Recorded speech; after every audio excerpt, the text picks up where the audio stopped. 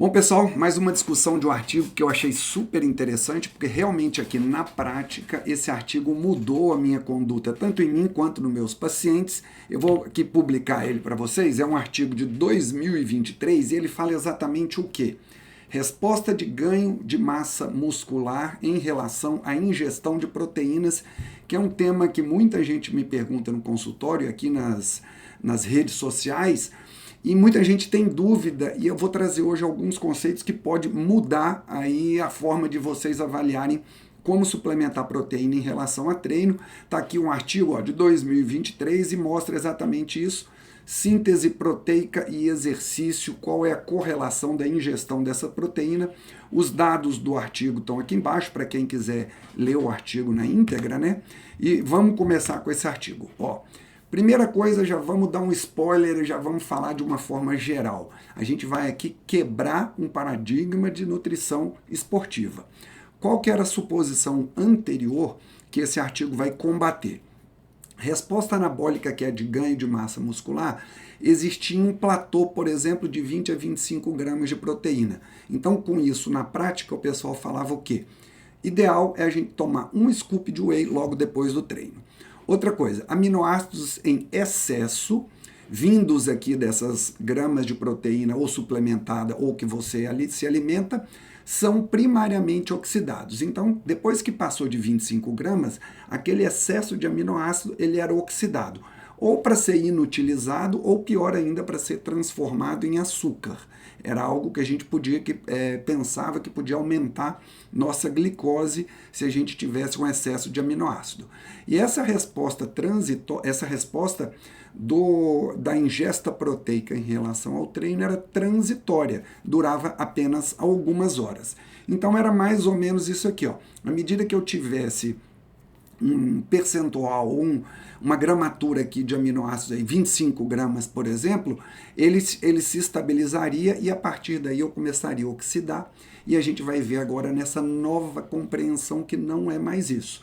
Tá? A resposta anabólica de construção de massa muscular, ela aumenta de forma dependente com a ingestão de proteína. O primeiro insight totalmente diferente.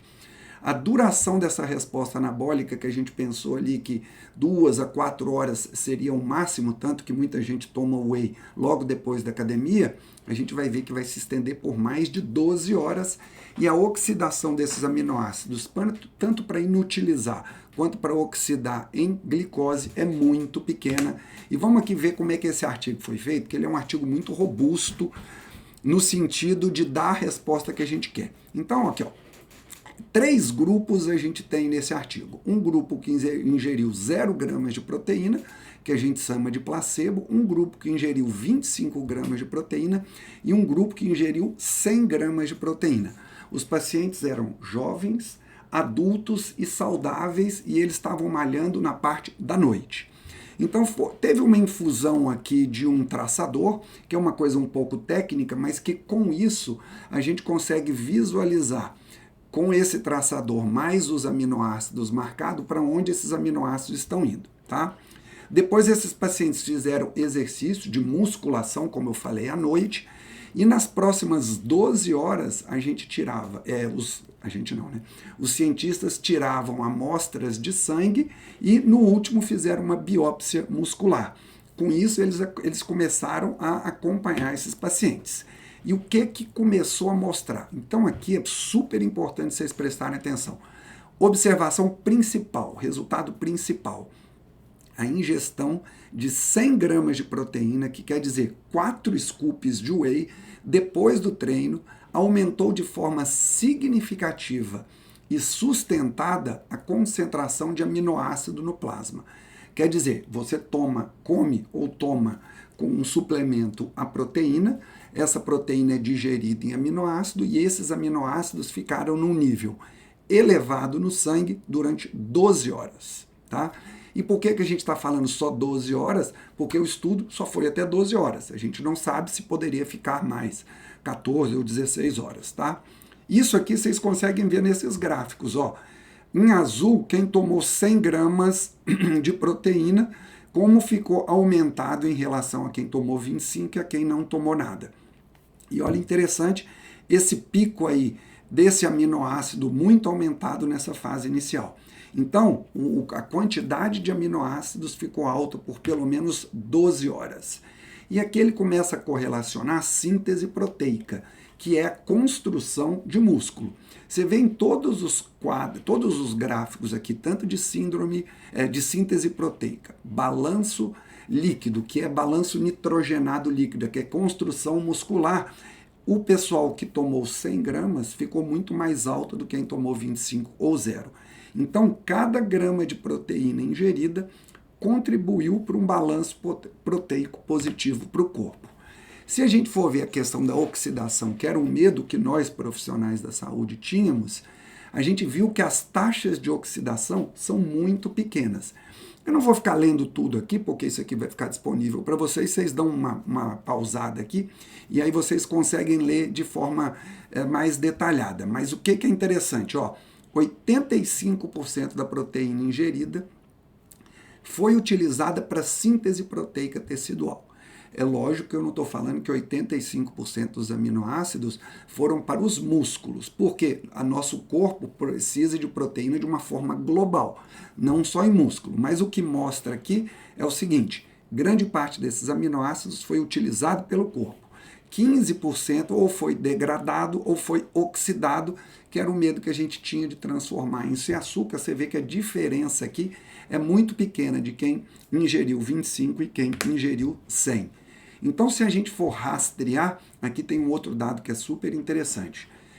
Enquanto a incorporação dessas proteínas no grupo que utilizou 25 gramas, aí foi um pico de 4 a 8 horas e depois estabilizou, aquele grupo que usou 100 gramas de proteína, esse aminoácido ficou disponível sendo incorporado durante 12 horas. Então a gente começa a perceber que aquela questão de tomar o whey logo após atividade física tem uma certa razão, que você vê que aqui ela em 4 horas ela estabilizou, mas tem uma certa razão quando você utiliza pouca proteína. E essa característica começa a gente pensar de como eu vou utilizar isso na parte prática. Então, síntese proteica miofibrilar, que é síntese proteica muscular mesmo, foi muito maior nas pessoas que tomaram a suplementação de 100 gramas. Isso é super interessante, essa diferença de quase 40% quando a gente está falando do período de 4 a 12 horas. Por quê?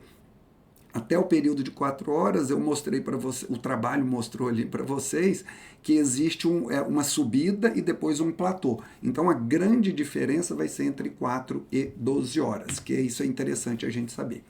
E agora, para onde foi esse aminoácido? A gente sabe que toda proteína que a gente ingere, que é digerida em aminoácido e é absorvida, o corpo todo vai utilizar.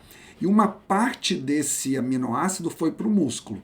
Então, quem ingeriu 25 gramas, você vai ver que 18% foi para o músculo de forma direta por esse trabalho, que quer dizer 4,5 gramas. Quando a gente vai para quem ingeriu 100 gramas, você vê que o percentual até decresce, né? Vai de 18% para 13%. Em compensação, quando a gente fala em gramas absolutos absorvidos e incorporado ao músculo, foi para 13 gramas. Saiu de 4,5 para 13, quase 3 vezes mais. Então, após 12 horas, a liberação desses aminoácidos não atingiu o platô, sugerindo que a resposta anabólica pode continuar além de 12 horas, certo? Então a gente vê aqui que a construção muscular é feita por nossas reservas, mas também tem um componente exógeno, que é aquilo que a gente suplementa. Quanto mais eu suplementei, maior foi esse componente exógeno, mostrando que tem uma total correlação do quanto eu suplemento com quanto eu vou construir de músculo. E aqui é muito interessante a gente mostrar que existem duas vias aqui da formação muscular. A via anabólica do mTOR, que é uma via que ela satura nas primeiras horas. Por isso aqui que aquela questão de tomar o whey protein ou a fonte proteica logo depois do treino, você pode estimular bastante a via de mTOR, Em compensação, quando a gente tem muito aminoácido durante muito tempo, a gente estimula a síntese proteica muscular. E essa aqui faz total diferença, porque a gente pode se utilizar das duas formas. Tomar uma quantidade grande de proteína, eu estou falando mais do que 25 gramas. Você pode estimular a via mTOR e pode manter a síntese proteica muscular por mais tempo. Então vamos lá. Resumindo o artigo aqui, o que ficou desmascarado ou que caiu por terra? O teto de 25 gramas, em que a gente acreditava que era uma dose dependente, hoje a gente vê que não tem limite superior para o corpo utilizar a proteína para o anabolismo, certo? O excesso de aminoácido é oxidado e a gente vê que o excesso de aminoácido não é mais oxidado pelo artigo. E essa resposta de transitória de 4 a 6 horas, a gente percebeu que é muito maior do que isso. Então, nova realidade. Sem limite superior, então a capacidade do corpo utilizar a proteína, hoje a gente ainda não achou o limite. Aqui com 100 gramas a gente talvez não seja o limite.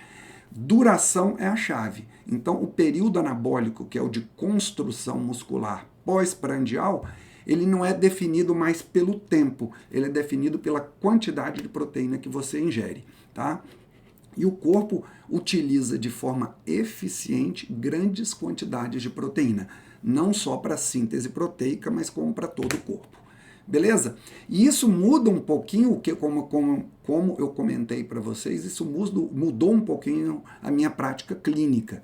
Então, ó, padrão de alimentação. Eu hoje estou sugerindo para os meus pacientes que eles aumentem a quantidade de proteína pós-treino. O trabalho se referiu apenas a noturno, né? Porque esse trabalho foi feito de noite e o resto é extrapolação. Mas o que a gente fala hoje para os pacientes? Eu falo para os meus pacientes, aumenta a dose de proteína de suplementação pós-treino, desde que isso também não atrapalhe a sua alimentação de comida de verdade, que é mais importante, tá?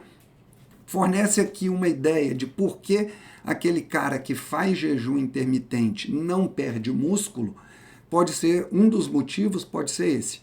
Porque como se ele fizer uma alimentação muito proteica, principalmente pós-treino, com grandes quantidades, seja de proteína ou de suplementação, a gente vai ver que o aminoácido no sangue dele vai ficar elevado por mais de 12 horas, que pode ser o período que ele está em jejum, com isso ele não compromete massa muscular. E uma outra consideração, a gente tem que lembrar que as respostas são diferentes em grupos diferentes, por exemplo, o idoso. O idoso ele tem mais dificuldade de ganho de massa muscular. Tendo mais dificuldade de ganho de massa muscular por uma resistência anabólica, uma das soluções pode ser o quê? Aumentar a proteína desse cara para ele ter aminoácido durante mais tempo. E resumindo, é essa a mensagem do trabalho. O estado pós-prandial, aquilo que você adquire depois de uma refeição ou depois de uma suplementação, não é mais definida por um relógio, mas sim pela quantidade proteica da alimentação. Bom, eu espero realmente que esse artigo tenha feito sentido para vocês, porque para mim fez muito. Eu mudei aqui a minha suplementação e a suplementação dos meus pacientes, aumentando muito a carga proteica pós-treino. Faça bom uso, mas lembre-se que você precisa aí, ou seria muito recomendado, um acompanhamento de um profissional de saúde para ver suas características pessoais. Beleza? Até a próxima!